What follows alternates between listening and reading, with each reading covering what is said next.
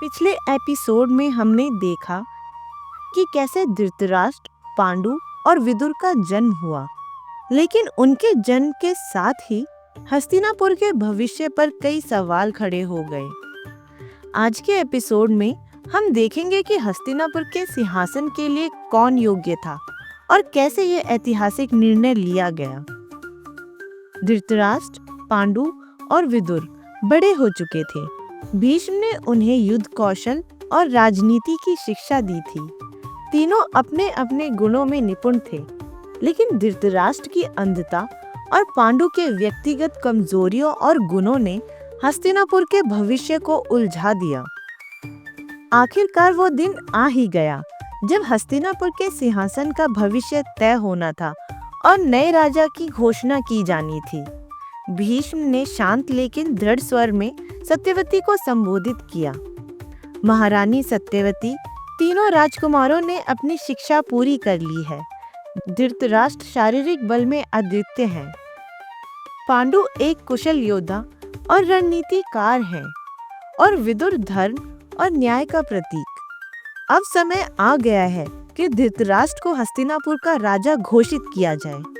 विदुर, जो अपने न्याय और बुद्धिमत्ता के लिए प्रसिद्ध थे, धीरे धीरे खड़े हुए।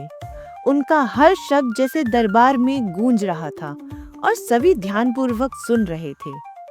विदुर ने आज्ञा ली और कहा, एक राजा का सबसे बड़ा कर्तव्य अपनी प्रजा की रक्षा करना है। अगर एक राजा अपनी आंखों से देख ही नहीं सकता, तो वो प्रजा की समस्याओं को कैसे समझेगा? धृतराष्ट्र भले ही हमारे बड़े भाई हैं, लेकिन उनकी अंधता उन्हें सिंहासन के लिए अयोग्य बनाती है। मैं मानता हूँ कि ये सिंहासन पांडु को सौंपा जाना चाहिए। विदुर के तर्क ने दरबार को गहरी सोच में डाल दिया। सत्यवती और भीष्म भी उनकी बातों पर विचार करने लगे। भीष्म को विदुर की बात सही लगी। उन्होंने सत्यवती से कहा, महारानी, अब ये निर्णय आपको करना है कि हस्तिनापुर का अगला राजा कौन होगा। सत्यवती की नजरें धीरे धीरे दोनों राजकुमारों पर पड़ी। उनके चेहरे पर गहरी चिंता और जिम्मेदारी के भाव स्पष्ट थे। वो भी विदुर से सहमत होती हुई दिख रही थी, जिस पर पांडु ने आपत्ति जताई और कहा, मेरे बड़े भाई के होते हुए मैं राजा कैसे बन सकता हूँ। अंततः धृतराष्ट्र, जो अब तक चुप थे, वे बोले, विदुर सही कह रहे हैं। मैं अपनी आंखों की कमी के कारण सिंहासन के योग्य नहीं हूँ, लेकिन मेरा हृदय ये देखकर प्रसन्न होगा कि मेरा छोटा भाई पांडु इस सिंहासन पर बैठा है।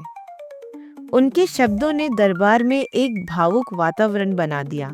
भीष्म और सत्यवती ने उनके त्याग की सराहना की। धृतराष्ट्र ने अपने शब्दों में तो त्याग दिखाया, लेकिन उनके भीतर कहीं ना कहीं अपनी अंधता का गहरा दुख छुपा हुआ था। सत्यवती और भीष्म की उपस्थिति में पांडु का राज्याभिषेक हुआ। पांडु ने सिंहासन ग्रहण किया। प्रजा ने खुशी खुशी और उत्साह के साथ अपने नए राजा का स्वागत किया। पांडु ने अपने भाई धृतराष्ट्र और विदुर को ये वचन दिया कि वो हमेशा सबके साथ न्याय करेंगे। क्या पांडु इस सिंहासन की जिम्मेदारियों को निभा पाएंगे? क्या हस्तिनापुर में शांति और समृद्धि लौटेगी? इन सवालों के जवाब जानने के लिए जुड़े रहिए हमारे साथ महाभारत की इस कहानी में।